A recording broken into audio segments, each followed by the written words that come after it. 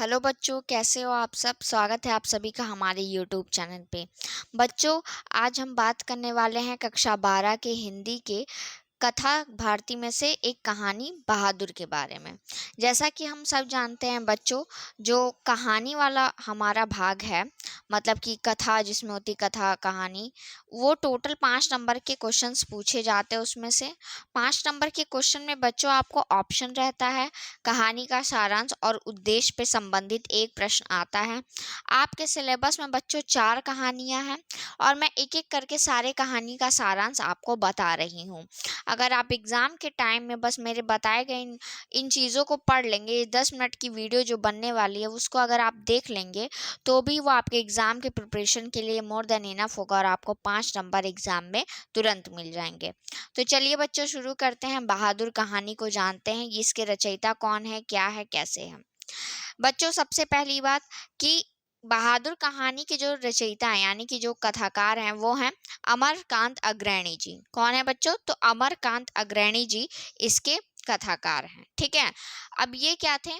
तो ये एक प्रसिद्ध कथाकार थे जिनकी कथाएं कैसी होती थी?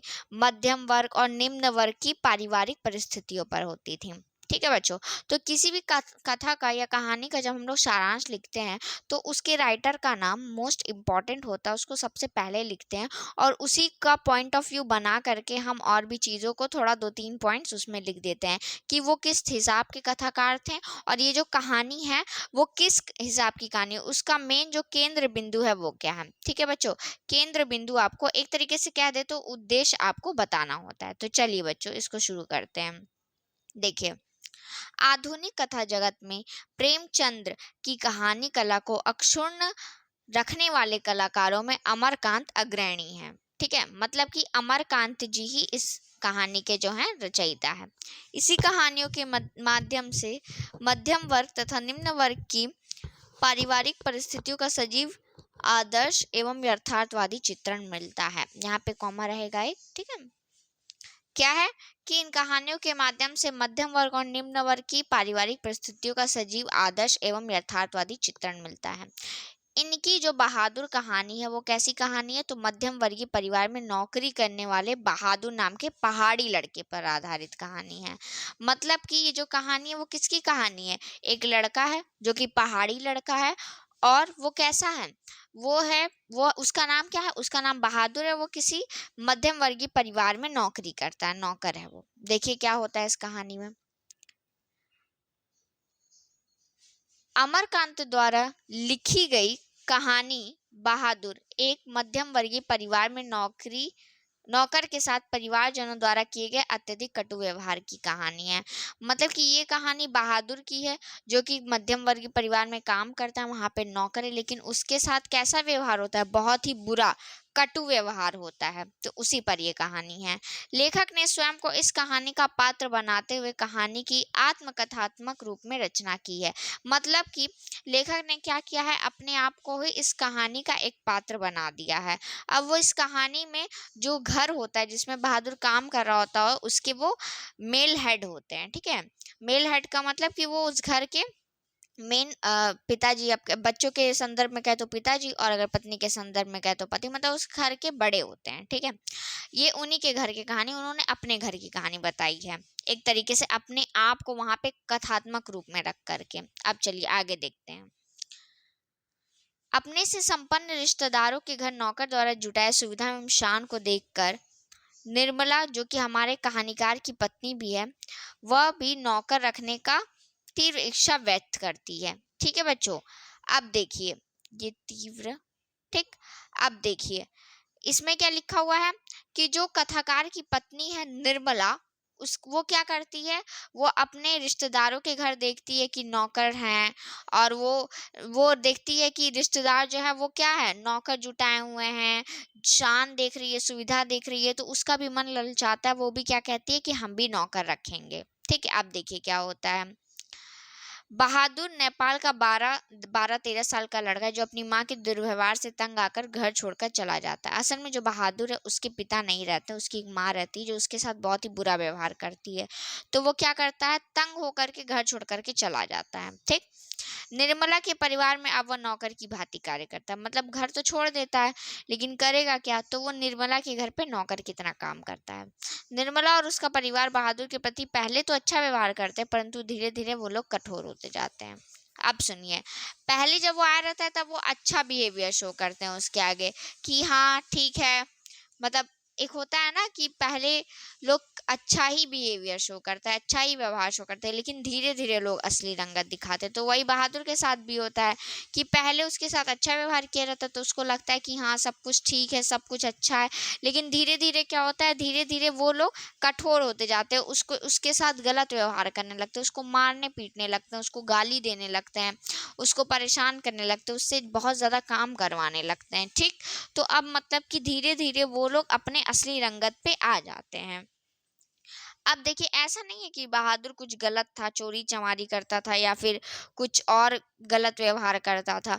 तो वो देखिए वो यहाँ पे सही रहता है, वो घर का सारा काम करता है, ठीक है, यहाँ पे देखिए लिखा है ना, वो घर का सारा कार्य करता है, इसके बावजूद उसके साथ गाली गलौच होती है और मारपीट तक हो जाती है। ठीक, अंततः एक दिन ऐसा होता है जब मेहमान घर में आते हैं और उनके पैसे चुराने का आरोप किस पे लगा दिया जाता है, तो बहादुर पे लगा दिया जाता है। इसके बाद बहादुर घर छोड़ कर के चला जाता है।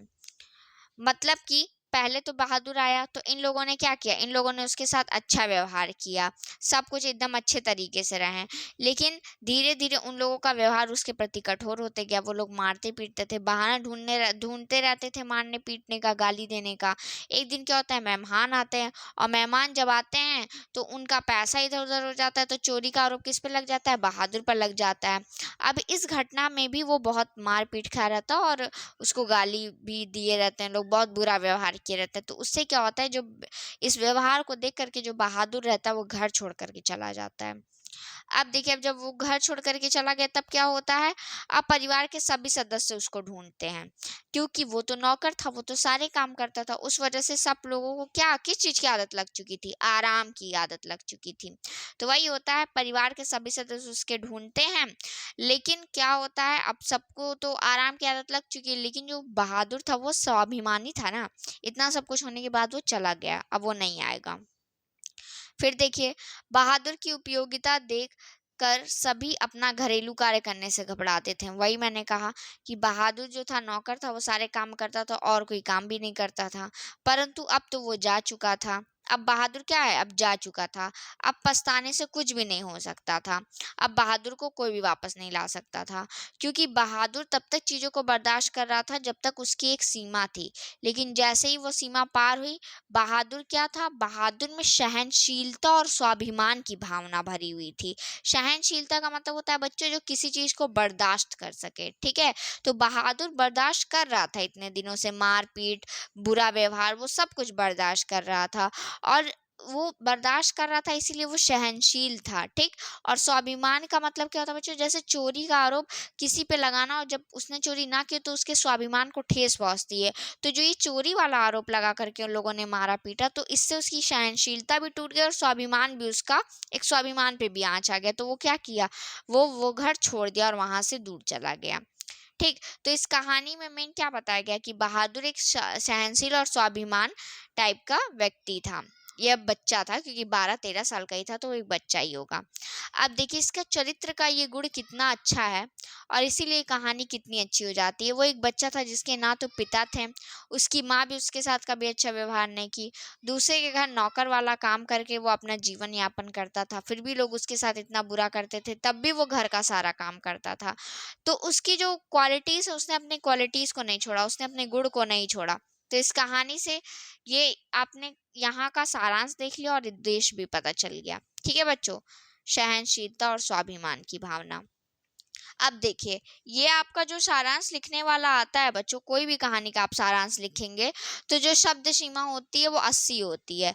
कितनी होती है वर्ड लिमिट, 80। ये आपकी होती है शब्द सीमा, इससे ज्यादा आप नहीं लिख सकते। इससे ज्यादा मतलब अगर 100 वर्ड हो जाए, 120 हो जाए तो ठीक है, लेकिन बहुत ज्यादा नहीं आपको लिखना। 5 नंबर का टोटल ये रहता है। तो यहाँ पे आपका अब ये तैयार हो चुका है। अगर आप इसको पूरा अच्छे से वीडियो यहाँ तक देखें तो आपकी ये स्टोरी अब तैयार हो चुकी है। अब बढ़ते हैं जादू के बॉक्स की तरफ। तो बच्चों, ये आपका जादू का बॉक्स, इसका स्क्रीनशॉट ले लीजिए आप लोग। ये बॉक्स बहुत ही इंपॉर्टेंट है क्योंकि इसमें ऐसे ऐसे कीवर्ड्स लिखे हुए हैं जो आपको ये स्टोरी चुटकियों में याद करवा देंगे। ठीक है, चलिए कीवर्ड्स को देखते हैं। तो बहादुर स्टोरी का नाम है। इसके राइटर कौन है, रचयिता या लेखककार? तो अमरकांत। ठीक। निर्मला कौन रहती है? तो ये जो अमरकांत जी ने परिवार बनाया था कहानी में, ये उसकी महिला रहती है, मतलब पत्नी रहती है निर्मला। ठीक। नेपाली लड़का कौन रहता है? तो नेपाली लड़का रहता है बहादुर। उसके साथ उसकी माँ क्या करती है? कटु व्यवहार करती है, और यही कटु व्यवहार निर्मला और उसके घर के लोग भी बाद में करने लगते हैं। अब देखिए, ये सब तो हो ही रहा होता है। एक दिन क्या होता है, मेहमान घर पे आते हैं। मेहमान आते हैं कि नहीं आते हैं? मेहमान आते हैं, उनका कुछ पैसा चोरी हो जाता है। चोरी से क्या वर्ड आएगा दिमाग में? चोरी। कि पैसा कुछ चोरी हो जाता है। उसका आरोप किस पे लगता है? बहादुर पे लगता है। उसके साथ मारपीट होती है, जिसके बाद क्या होता है कि बहादुर घर छोड़ देता है। उसके घर छोड़ने के बाद लोगों को पश्चाताप होता है, लेकिन तब तक बहुत देर हो चुकी थी।